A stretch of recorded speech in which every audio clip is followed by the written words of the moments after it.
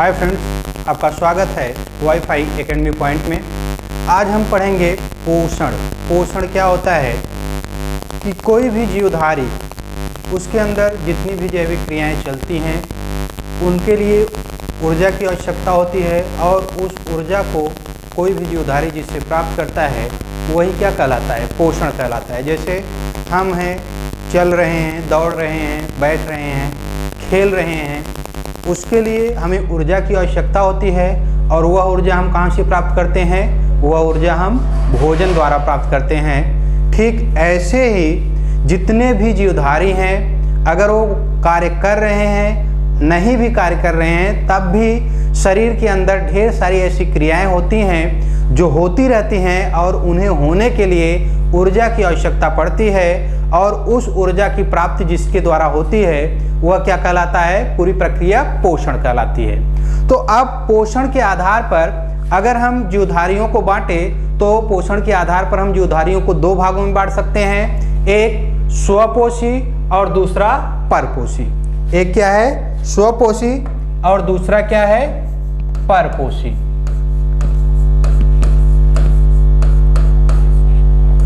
देखिए, स्वपोषी क्या होता है? वह जीवधारी जो अपना भोजन स्वयं बनाता है, अर्थात जो जीवधारी भोजन के लिए किसी दूसरे जीवधारी पर निर्भर नहीं होता है, उसे हम क्या कहते हैं? स्वपोषी। तो जितने भी जीवित जीवधारी हैं उसमें जितने भी हरे पौधे हैं, हरे पौधे अपना भोजन बनाते हैं और इसलिए उन्हें क्या कहा जाता है? स्वपोषी।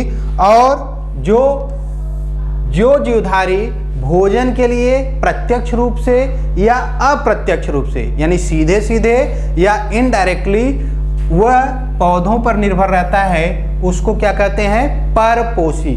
पर माने पराया, पोषी मतलब पोषण प्राप्त करना, यानी दूसरे से पोषण प्राप्त करना।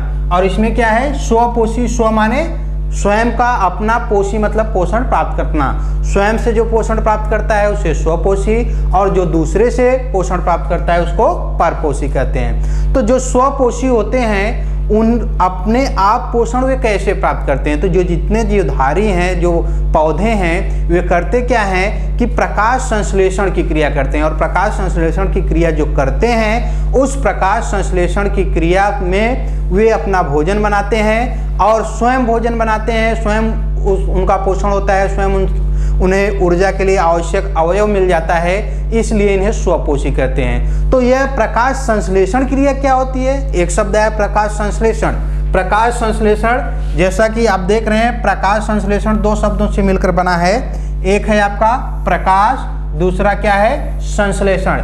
प्रकाश के द्वारा संश्लेषण, संश्लेषण मीन्स बनाना, प्रकाश के द्वारा बनाना, प्रकाश के द्वारा अपना भोजन जो जीवधारी बनाते हैं, पौधे बनाते हैं, उस क्रिया को क्या कहते हैं? प्रकाश संश्लेषण कहते हैं। तो यह प्रकाश संश्लेषण की क्रिया होती कैसे है? प्रकाश संश्लेषण की क्रिया होने के लिए 4 अवयव की आवश्यकता होती है। आवश्यक अवयव क्या क्या है? सबसे पहला कि सूर्य का प्रकाश। जब सूर्य का प्रकाश रहेगा तभी प्रकाश संश्लेषण की क्रिया होगी।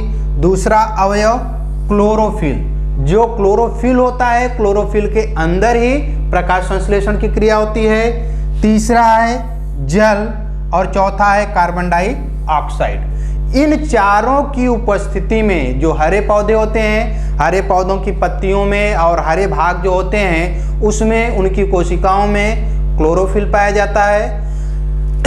जो क्लोरोफिल होता है, क्लोरोफिल के अंदर जब जल और कार्बन डाइऑक्साइड पहुंच जाता है और सूर्य का प्रकाश मिल जाता है तो वहां पर फोटोसिंथेसिस का प्रोसेस होता है, प्रकाश संश्लेषण की क्रिया होती है और उस प्रकाश संश्लेषण की क्रिया में ग्लूकोज का निर्माण होता है और ऑक्सीजन गैस बाहर निकलती है। अगर इसको हम रासायनिक समीकरण द्वारा दिखाएं तो हमको यह रासायनिक समीकरण प्राप्त होता है।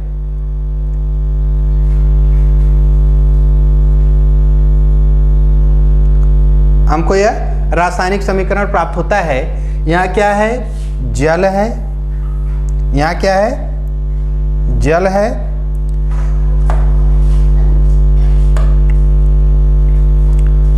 जल किससे क्रिया कर रहा है? कार्बन डाइऑक्साइड से।